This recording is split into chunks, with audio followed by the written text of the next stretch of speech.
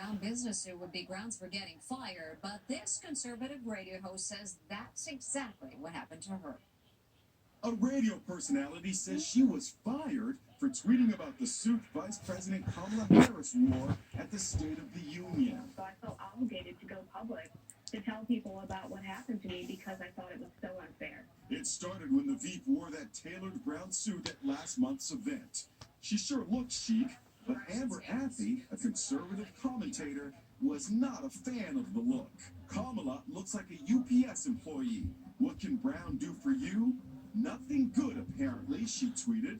Athey says it was just a joke, but some denounced the tweet as racist. What did you mean by the tweet? The UPS slogan used to be, "What can brown do for you?" And it was a reference to their uniform, not their skin color. What do you say to people of color, like myself, who would look at a tweet like that and say, I think she's referring to the race of the vice president? I think it would be a good idea for people to consider giving, conservatives the benefit of the doubt. 8 days later, the radio station was bombarded with emails calling for Athey to be fired, which gained steam after she also spoke out about trans kids. I was told in a phone call that the tweet about Kamala Harris at the State of the Union was considered racist and that it had violated their social media policy. Interestingly, Harris wore a similar colored suit yesterday when former President Obama returned to the White House for the first time in 5 years,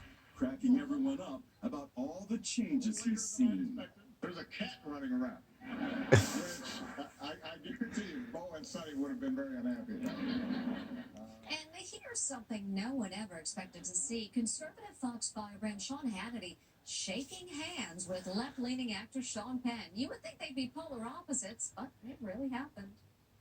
Thanks for coming in. Appreciate it. They're the new odd couple, brought together by a common cause, the war in Ukraine. I said that I don't trust you. Is there a reason you didn't trust me? Yeah, there's a lot of reasons I don't trust you. Uber-liberal Sean Penn set aside politics to appear with conservative Fox host Sean Hannity. If you were on this set 99 out of 100 times, we probably would be in full disagreement, right? Question about that. The two-time Oscar winner says he wants to raise money to buy a dozen F-16 fighter jets for the Ukraine Air Force. That's about $300 million.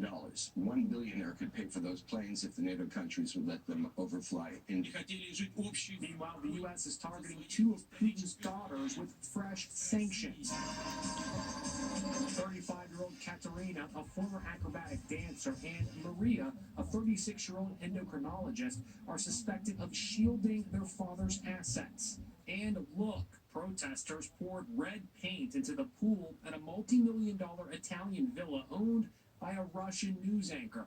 They also painted the walls with the word killer. And following the worldwide outrage over the atrocities committed in the Ukrainian town of Bucha, the Russians appear to be making every effort at covering up further evidence of their war crimes. The Russian military is using mobile crematoria, as they put it, to cover their tracks, to remove dead bodies.